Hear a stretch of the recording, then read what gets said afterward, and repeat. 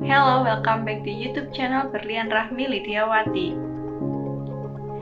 Pada video-video saya sebelumnya, saya telah memberikan tutorial mengenai cara menggunakan pemrograman Java. Tetapi jika diperhatikan, seluruh tutorial saya menampilkan outputnya hanya pada log window saja. Sehingga hal ini dirasa kurang menarik jika kita membuat sistem informasi atau membuat program yang terdapat end user-nya. Oleh karena itu, pada video kali ini saya akan membuat tutorial mengenai cara membuat Graphical User Interface atau GUI dengan menggunakan pemrograman Java dan memanfaatkan Java Swing. Java Swing sendiri merupakan salah satu library yang ada di Java yang biasa digunakan untuk membuat tampilan. Dan pada komponen-komponennya sendiri terdapat beberapa komponen yang biasa kita gunakan dan kita aplikasikan di dalam suatu frame. Seperti contohnya ada button, ada G-combo box, ada text field, dan lain-lain. Ada dua cara untuk membuat tampilan dengan menggunakan Java Swing. Yang pertama adalah cara menggunakan hard coding, dan yang kedua adalah cara drag and drop. Tetapi agar kita lebih mudah untuk memahaminya, saya akan mempraktekkan kedua caranya, dan yang pertama saya akan menggunakan hard coding. Pertama-tama, untuk menggunakan Java Swing, kita import terlebih dahulu java.swing.bintang. Tanda bintang di sini berarti kita ingin mengimport seluruh komponen yang ada pada Java Swing. Selanjutnya, kita buat fungsi main seperti biasa. Kemudian, kita perlu membuat objek dari kelas GFrame dengan cara GFrame, nama objeknya sama dengan new GFrame. Di sini, saya membuat objek bernama jendela. Selanjutnya, kita bisa memberikan nama window kita dengan cara kita panggil metode setTitle seperti ini, dan berikan nama window yang kita inginkan. Di sini, saya akan set nama windownya menjadi my first window. Untuk menentukan ukuran jendela, kita bisa memanggil metode setSize yang di dalamnya terdapat argumen lebar window dan panjang windownya. Kemudian, untuk menampilkan window yang kita buat, kita bisa gunakan metode setVisible. Sehingga, setelah di-run, maka akan muncul jendela yang telah kita buat seperti ini.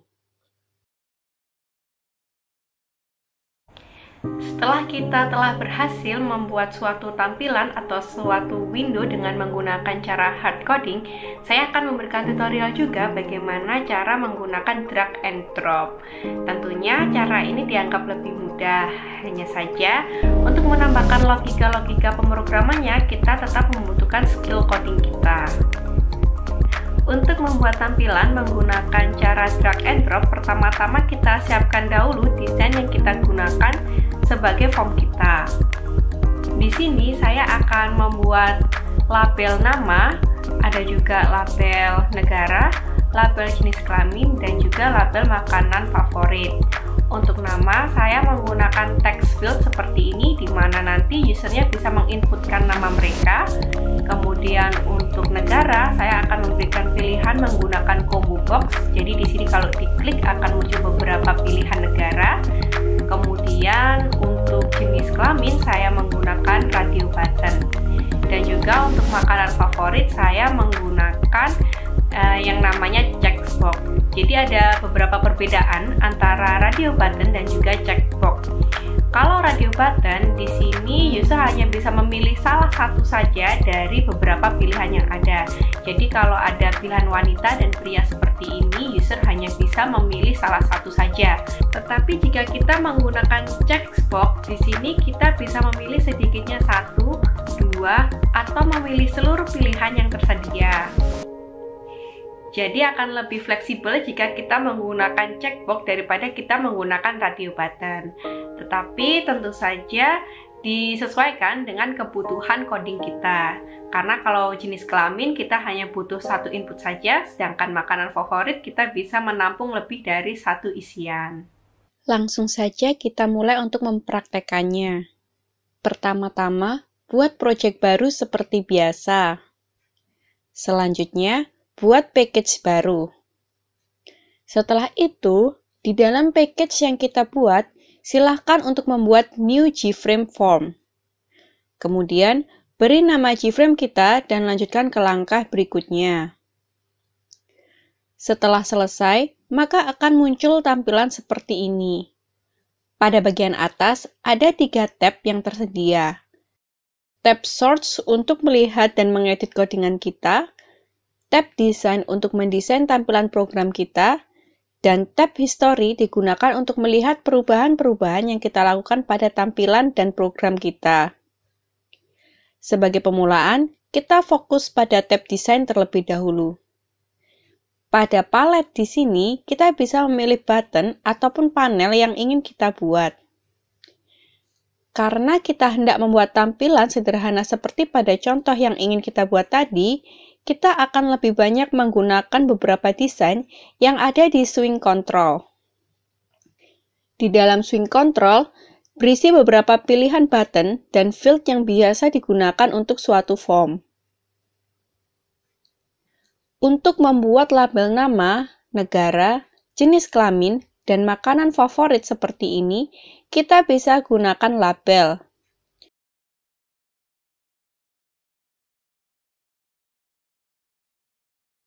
Kita klik label, kemudian kita tarik ke form yang ada di sebelah kiri dan lepaskan.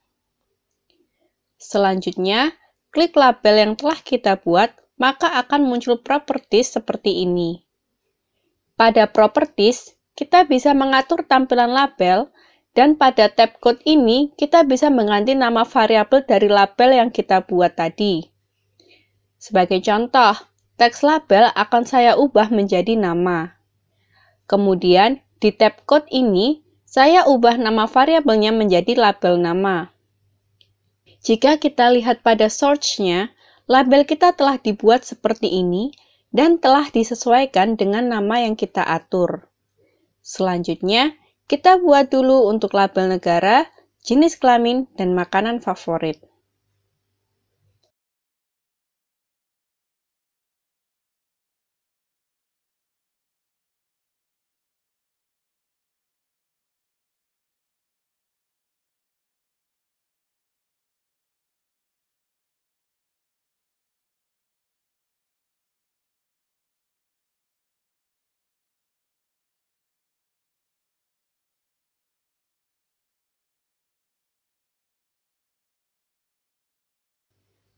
Pada nama, saya ingin user mengetikkan namanya pada sebuah field. Maka, kita bisa gunakan text field. Kita tekan text field, kemudian kita drag and drop ke posisi yang kita inginkan. Pada properties, kita bisa atur ukuran dan teks yang terdisplay. Kemudian, tidak lupa saya ganti nama variabelnya menjadi nama yang mudah saya ingat. Selanjutnya, saya buat opsi untuk memilih negara dengan menggunakan combo box. Setelah kita drag and drop, kita periksa pada bagian property. Di sini, untuk mengganti pilihan negara yang bisa dipilih user, cari model pada properties, kemudian klik pada tombol ini. Di sini, kita bisa menambahkan atau mengganti list dari combo box kita. Pada contohnya, saya berikan pilihan Amerika, Belanda, Indonesia, dan Singapura. Selanjutnya, jangan lupa untuk men-set nama variabel dari combo box yang telah kita buat. Selanjutnya, kita run terlebih dahulu untuk melihat tampilan sementaranya. Cara merunnya seperti biasa. Bisa kita gunakan tombol run di atas ini, atau bisa kita gunakan klik kanan pada file Gframe form kita, lalu pilih Run File. Di sini bisa terlihat, field nama bisa kita isi, dan pada combo box negara sudah bisa kita pilih seperti ini. Lalu, kita tutup dulu jendela kita dan kita lanjutkan untuk mendesain tampilan program kita. Langkah selanjutnya, saya akan membuat radio button untuk memilih jenis kelamin pria atau wanita. Caranya, kita buat menggunakan radio button. Kita buat 2 radio button yang masing-masing menampung nilai jenis kelamin pria dan wanita. Namun, karena radio button hanya bisa dipilih satu dari dua pilihan, maka kita butuh membuat button group. Caranya, kita tarik menu button group ke frame yang kita buat. Di sini, tidak akan tampil apapun pada kotak desain kita. Tetapi, pada navigator di sini, terdapat other component dan sudah terbuat button group di sini. Kita bisa klik di sini dan ubah terlebih dahulu namanya. Di sini, saya menggunakan button group JK.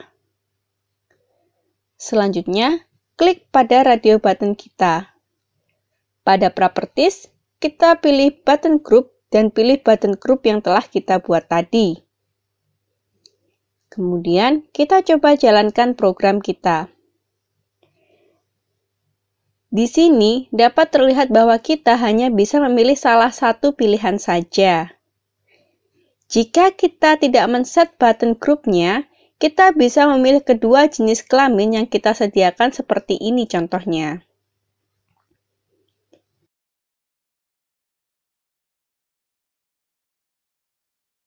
Selanjutnya, kita akan membuat checkbox untuk user memilih makanan favoritnya. Berbeda dengan radio box, untuk checkbox, user dapat memilih sedikitnya satu atau lebih atau memilih seluruh opsi yang tersedia.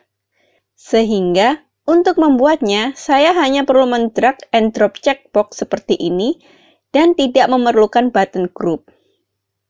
Tetapi, perlu diingat, saya mengganti nama variabel setiap checkbox untuk mempermudah mengcoding logika yang akan kita sisipkan.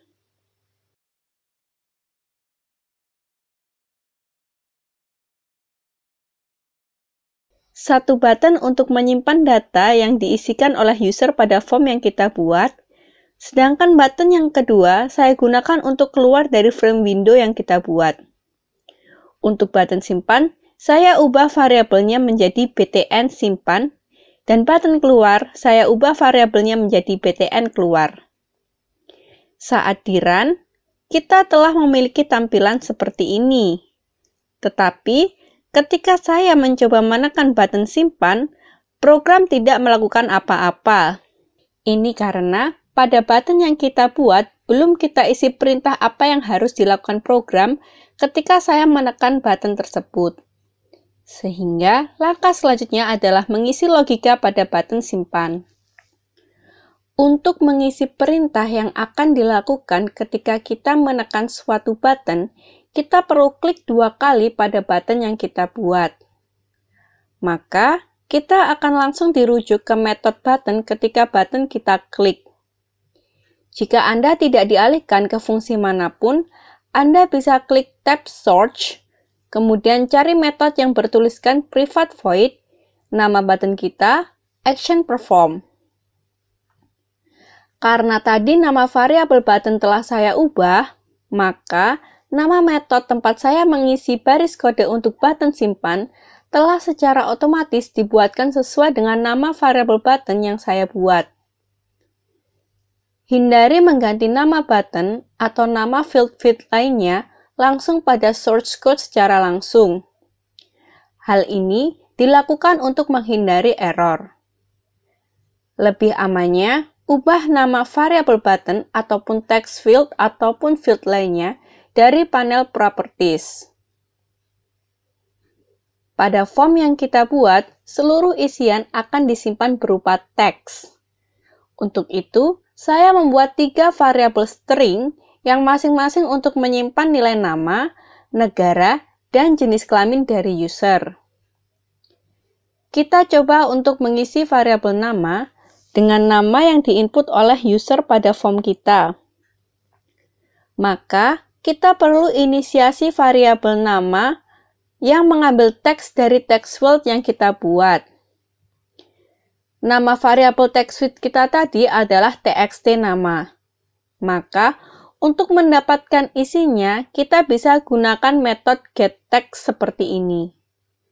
Selanjutnya, ketika button save diklik, saya ingin ada dialog box yang menampilkan isi dari input user.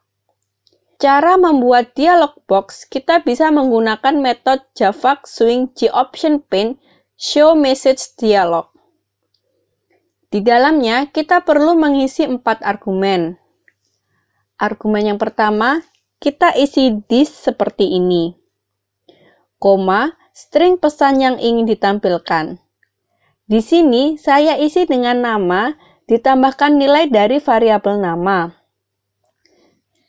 Cara ini sama seperti ketika kita ingin menampilkan teks menggunakan sistem outprint. Kemudian, pada argumen yang ketiga, kita isi dengan string judul dialog box-nya. Dan argumen terakhir, tambahkan saja dengan java.swing.gOptionPane.informationMessage seperti ini. Sekarang, kita coba dulu untuk merun gframe kita. Pertama-tama, kita isi terlebih dahulu field nama, kemudian kita klik simpan. Dan di sini, kita telah berhasil menyimpan isian user yang namanya bernilai berlian. Kita telah berhasil menyimpannya ke variabel nama, kemudian kita tampilkan pada dialog box seperti ini. Jika kita telah berhasil, mari kita lanjutkan untuk menyimpan input user dari pilihan combo box, radio button, dan checkbox. Combo box saya tadi telah saya ganti nama variabelnya menjadi CB negara. Agar variabel negara berisi dengan nilai model yang dipilih oleh user, maka kita gunakan metode getSelectedItem seperti ini. Tetapi, kita tidak bisa menggunakan cara langsung seperti ini karena selected item dianggap suatu objek oleh Java. Jadi, kita perlu mengubahnya menjadi string terlebih dahulu menjadi seperti ini.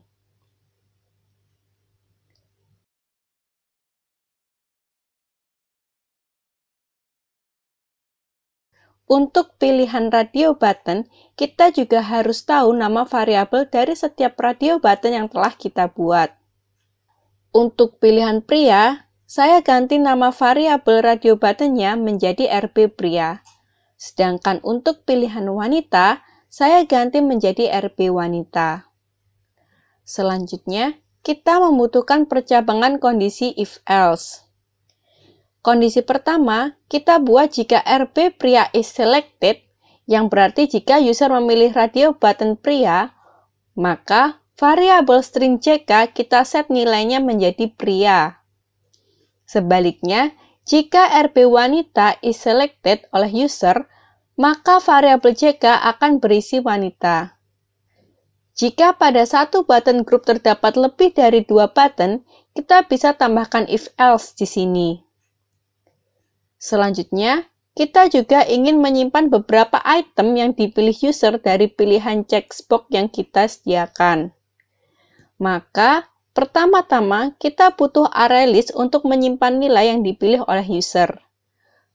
Untuk itu, kita perlu terlebih dahulu mengimport Java util ArrayList dan membuat objek ArrayList yang saya beri nama Mava untuk menyimpan makanan favorit yang dipilih oleh user.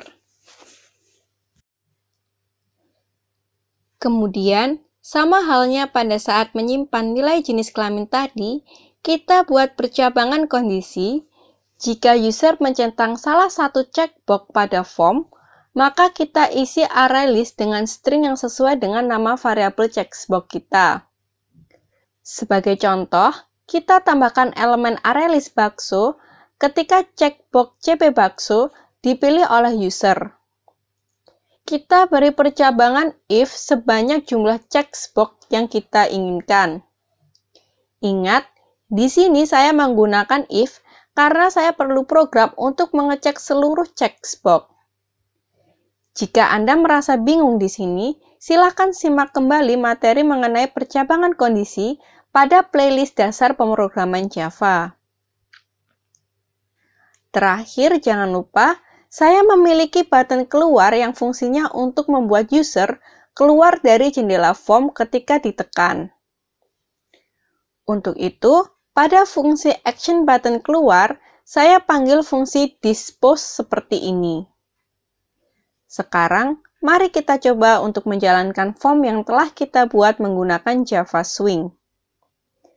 Di sini, saya isi nama dengan berlian, negara saya pilih Indonesia, jenis kelamin saya pilih wanita, pada makanan favorit saya centang bakso dan mie ayam. Kemudian saya klik simpan. Dan di sini bisa terlihat seluruh isian kita telah disimpan dengan baik oleh program kita. Kita klik OK dan sekarang kita klik button keluar. Maka secara otomatis form yang telah kita buat tertutup dan program berhenti dijalankan. Tadi saya sempat menjelaskan bahwa isian dari text field akan bisa ditampung oleh variabel yang bertipe data string karena text field sendiri defaultnya merupakan kumpulan dari beberapa karakter atau string. Sehingga tadi pada contohnya saya membuat variabel nama untuk menyimpan data dari text field yang bertipe data string. Namun, ada beberapa kasus yang dimana kita membutuhkan perhitungan dari input yang diberikan oleh user. Sedangkan yang kita ketahui, tipe data string itu tidak bisa melakukan adanya penjumlahan, pengurangan, atau operator aritmatika lainnya. Sehingga untuk itu kita perlu untuk mengcasting variabel dari string ke integer atau ke double terlebih dahulu. Dan berikut akan saya praktekkan cara untuk mengcasting variabel sehingga kita bisa memproses input user yang dari text field tadi ke dalam perhitungan dan mengembalikannya ke suatu text field. Di sini, saya telah memiliki 3 text field. Text field pertama, saya beri nama variabel textbill1.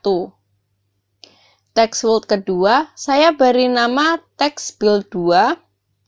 Dan text field yang ketiga, saya beri nama textSum. Dan juga terdapat button btn sum di sini.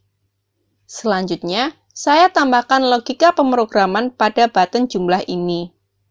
Pertama-tama, saya buat dulu variabel bill1, bill2, dan jumlah yang ketiganya bertipe data integer. Variabel bill1 rencananya ingin kita gunakan untuk menyimpan nilai dari yang user inputkan pada text field txt bill1. Untuk itu, kita bisa menggunakan metode getText. Kita perlu mengcasting variabel string ke integer dengan cara kita tambahkan integer value of seperti ini. Lalu akan ada proses penambahan. Dan berikutnya, kita ingin menampilkan nilai sum ke text field txt sum. Maka, kita bisa gunakan metode setText seperti ini, yang di dalamnya kita kirimkan nilai jumlah. Tetapi, kita perlu mengcasting variabel jumlah dari tipe data integer ke tipe data string dengan cara memberikan tambahan kode string value of seperti ini. Cara ini juga bisa kalian gunakan jika kalian ingin menggunakan tipe data double atau mengcasting variabel lainnya. Selanjutnya, mari kita coba jalankan frame penjumlahan kita.